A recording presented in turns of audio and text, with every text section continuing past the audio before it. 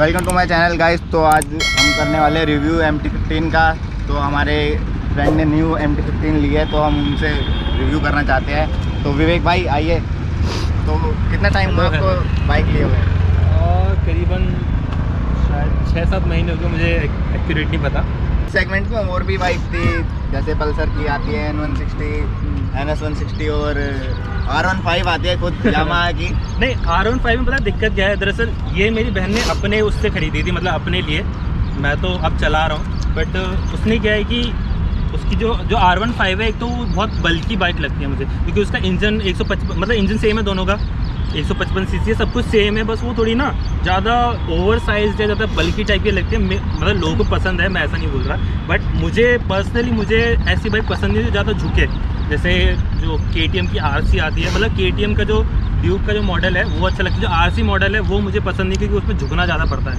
तो मुझे ऐसी बाइक ज़्यादा पसंद है जो कंफर्ट राइड का, अगर वो ज़्यादा गिर जाए तो डैमेज भी ज़्यादा आता है। क्योंकि वो वाली जो बाइक होती है ना, जैसे गिरी, ये मतलब बहुत बार गिर रखी है मेरी बहन ने। दरअसल ये देखिए, जैसे ये है ना, ये मेरी बहन जो मोड़ने बहुत वैसे दिक्कत होती है, तो इसने ये तोड़ा है। और यहाँ पर ये जो स्क्रैच है, ये पहले दिन की है, मतलब जब घर आई थी उसके अगले दिन जब हमने चलाई थी, ये वाला और ये दो पहले दिन के स्क्रैच है। उसके बाद नहीं लगी है, क्योंकि ये जो इसके क्रैश गार्ड है ये बचा लेता है बार बार। ये टूट रखा है, ये भी टूट रखा है एक बार, और इस साइड का भी टूट रखा है। तो ये इसमें क्या है कि गिरती भी है तो इसमें प्रॉब्लम नहीं आती है उतनी, इसके बॉडी में प्रॉब्लम नहीं होती। पर अगर आपको KTM या वैसे मतलब अगर RC मॉडल लेते हो तो वो गिर गई, या R15 लेते हो गिर गई तो वो पूरा टूट जाएगा, और इतने पैसे तो है नहीं खर्च करते। अच्छा, तो सबसे डिमांडिंग बात जो होती है, जो सब पब्लिक को मैटर करती है, कि माइलेज कितना देती है? माइलेज मेरे हिसाब से 45 से 50 के बीच में देती है, क्योंकि मैं अभी मतलब लॉन्ग राइड पे गया था, दिल्ली से चोपता तुंगनाथ गया था। तो उससे पहले मैं गया था देहरादून का डिस्टेंस था करीबन 250 किलोमीटर। तो मैंने टंकी फुल कराई थी। तो देहरादून में जाके हमने फिर जब टंकी फुल कराई थी अगले दिन, तो 500 रुपये का पेट्रोल फूका था। तो मतलब इसने 48 तक का एवरेज दिया था, 48 से 50 तक का एवरेज दिया था। और हम मतलब अच्छी स्पीड पे गए थे, 100 की स्पीड पे चला रही थी, मेरी बहन ही चला रही थी, तो 100 की स्पीड पे चला रहे थे वो। तो मतलब एवरेज बहुत बढ़िया है इसका। हम चोपता तुंगनाथ हर जगह घूमे, बहुत ऑफ रोडिंग बहुत की है, मतलब रुद्रनाथ ट्रैक, भद्रास ट्रैक हो गया, हमने बहुत ऑफ रोडिंग वाले ट्रैक किए हैं। पर इसने बहुत बड़ा परफॉर्मेंस पे 155 सीसी में इससे बढ़िया बाइक कोई नहीं है। कॉस्टली है, मतलब क्योंकि 2 लाख तो बहुत ज़्यादा। अगर आप पल्सर के नए मॉडल देख लोगे, आपके पास कौन सी है? N160 है। वो कितनी की है? वो पड़ गई थी मेरे को 1.58 की ना। तो मतलब 250 सीसी की भी जो है वो भी शायद 2 लाख से कम में ही है वो भी। वो पल्सर वाले तो थोड़ा कम पे। तो और अगर आप डोमिनार भी लोगे तो डोमिनार भी 2 लाख कुछ की आ जाएगी। जो 400 सीसी, जो 400 सीसी है, वो 2.47 की है, कितनी की है। तो वो भी मतलब इस सेगमेंट में, मतलब 155 सीसी में ये सबसे महंगी बाइक है अपने, मतलब 155 सीसी में 160 सीसी के बीच में। हाँ ये तो है, लेकिन अब ये पूछना चाहूँगा कि मैं इसका मैक्सिमम माइलेज कितना निकला और मिनिमम जितना तुम पूरा तेज चलाई हो, मतलब तुम्हें सबसे मिनिमम कितना मिला और मैक्सिमम कितना मिला है? मैक्सिमम का तो मुझे पता है कि वही 50 तक देती है, क्योंकि कंपनी भी 45 तक क्लेम करती है। तो वही 45-50 के बीच में, क्योंकि हमने NH पे चलाई थी तो कंटिन्यू चली थी, तो NH पे अच्छा एवरेज देती है, क्योंकि ब्रेक लगते नहीं है। नॉर्मल जो सिटीज़ होती है उसमें थोड़ा ज़्यादा दिक्कत आती है, क्योंकि ब्रेक लगता है, बार बार रुकती है। तो पर NH पे तो अच्छी एवरेज दी थी। तो 48 मतलब 45-50 के बीच में इसने दी थी। मिनिमम का मैंने कभी नोटिस नहीं किया कि कितना देती है, कि उतना कभी होता ही नहीं है। और टॉप स्पीड चेक करी, मतलब जो डिमांडिंग होती है, मतलब कंपनी जो क्लेम करती है वो 135 करीबन करती है। मैंने आज चलाई है इसे 128 पे चलाई थी। मैंने अभी आ रहे थे हम, तो 128 पे चलाई थी मैंने, मतलब फुल नहीं चलाई थी, नॉर्मली 6ठे गियर पे चलाई थी। बट 128 तक पहुंच गई थी, मुझे पता भी नहीं चला था। बट ये है कि मतलब ये था, मतलब कंफर्ट बहुत अच्छा है इसमें। अगर आप 110-20 वाइब्रेशन नहीं है इसमें। तो गाइस आज तक अभी ये तो स्पीड तक नहीं ले गए भाई इसको, लेकिन अगले ब्लॉग में क्या पता भाई बताए उसको। मतलब पहुंच जाती, शायद 105 लीटर नहीं दिया था, तो 135 तक पहुंच जाती है, क्योंकि 128 तो चली गई थी, मुझे पता भी नहीं चला था। मैंने जब देखा मीटर पे कि हाँ भाई 128 पहुंच गई है, पर 135 तक पहुंच जाती है अगर मैं पूरा करता हूँ, एफर्ट डालता हूँ। तो ये भाई का यूट्यूब चैनल है, इसको भी थोड़ा फोकस करो। जो सबसे मेन जो डिसएडवांटेज है MT का, मैं वो बताता हूँ कि एक तो इसमें सबसे बुरी बात जो है वो ये है कि इसकी सीट मतलब इसकी सीट ऐसी है कि अगर सिंगल बंदा है, मतलब मैं अगर नॉर्मल भाषा में बोलूँ कि अगर या तो सिंगल बंदा है या तो बंदे की बंदी है, तो बंदा चिपक के बैठने वाली मतलब क्योंकि इसमें ना मैं मेरी बहन गए थे तो हमें बहुत दिक्कत हुई थी, मतलब क्योंकि आप ना लगेज कैरी नहीं कर सकते। अगर आप बैठे हो यहाँ पर और जैसे भाई बैठते हैं, जरा बैठो जरा, तो आप देखोगे ना कि मतलब गैप नहीं है बिल्कुल भी ना दोनों में। बैग रखने के लिए, बैग रखने के लिए गैप नहीं है। मैं अगर पीछे कुछ कैरी करूँ तो मैं कैरी नहीं कर सकता।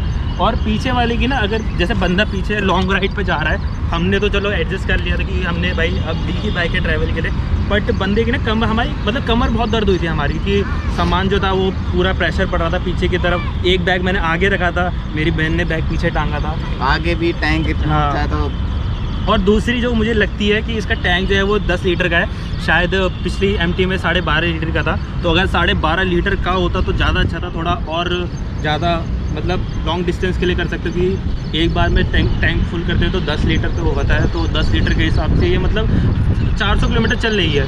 अगर 12.5 होता तो शायद थोड़ा और अच्छा चलती, थोड़ा ज़्यादा लंबा चलती। और कुछ पॉइंट इसके अच्छाई के बारे में? अच्छाई तो देखो, बाइक तो बस ये है कि अगर भीड़ में खड़ी है बहुत सारी बाइक की तो आपको अलग नज़र आ जाएगी। और यही कलर क्यों लिया आपने पसंद किया? इसमें ब्लैक कलर भी आता है। नहीं, भी आता है। जो ब्लैक है ना, वो ब्लैक ना अगर आप दूर से देखते हो ना तो वो कुछ दिखता ही नहीं है। मतलब ब्लैक कलर में इसमें ये है कि आपको सिंपल ब्लैक बाइक लगती है। वो सिंपल ब्लैक, मतलब लगेगा नहीं कि MT है या कुछ है। ऐसा लगता है कि अगर स्प्लेंडर भी खड़े कर दोगे साइड में तो ऐसा लगेगा कि हाँ भाई वो दोनों सेम ही जैसे दिखेगी दूर से, मतलब पास से तो दिखी जाएगी पर दूर से सेम दिखी जाएगी। और जो दूसरी वाली है, शायद वो मुझे कलर का नाम नहीं पता, पर वो ब्लू टाइप की है।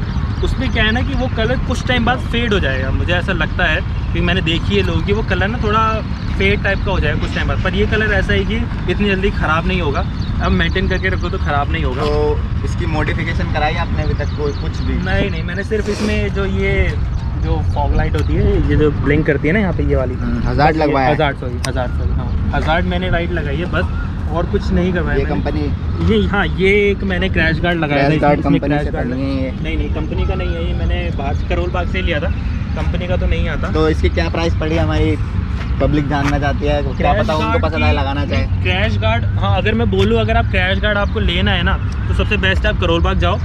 वहाँ पर जो स्टोर है ना, मतलब सिर्फ जो सिर्फ सामान बेचता है, लगाता नहीं है, जो सामान बेचता है, तो मैंने ये शायद 800 रुपये का लिया था। और अगर सेम यही मैं अगर दुकान, जहाँ पर दुकानें हैं वहाँ पर जाऊँगा तो वो मुझे 1600 का बोल रहा था कि भाई 16 मतलब 1500 का क्रैश गार्ड है, 1400 का क्रैश गार्ड है और 300 रुपये लगाने के।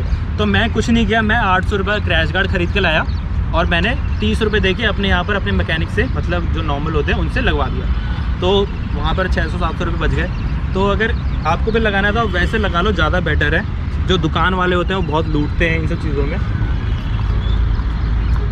और इसमें बैक में ABS आता है? ABS मुझे कंफर्म नहीं है, क्योंकि मैं ज़्यादा देखो मैं बाइक के नॉलेज रखता नहीं, वैसे चलाने होता है। रिंग नहीं है क्योंकि इसमें बैक में शायद मॉडल में भी फ़र्क होता है। अब जो नई वाली आई है शायद उसमें ABS सिस्टम है, इसका मुझे कंफर्म नहीं है। नहीं, नई वाली नहीं। बाइक लेने से पहले ना हमने सोचा नहीं था कुछ भी, हम सीधा गए थे शोरूम, हमने बोला MT ही लेनी है, MT ही ले गए। हम ड्यूक सोच रहे थे पहले, पर ड्यूक थोड़ी ओवर प्राइस थी, मतलब ड्यूक 200 ले रहे थे हम शायद, वो 2 पॉइंट कुछ की थी, वो थोड़ा ओवर प्राइस हो गई थी थोड़ा ज़्यादा, तो इसलिए हमने नहीं ली वो। तो बाइक, इनको थोड़ा एग्जॉस्ट साउंड वगैरह सुनाओ, बाइक का मीटर दिखाओ। बाइक का तो इसमें ब्लूटूथ कनेक्टिविटी आती है? ब्लूटूथ कनेक्टिविटी नहीं।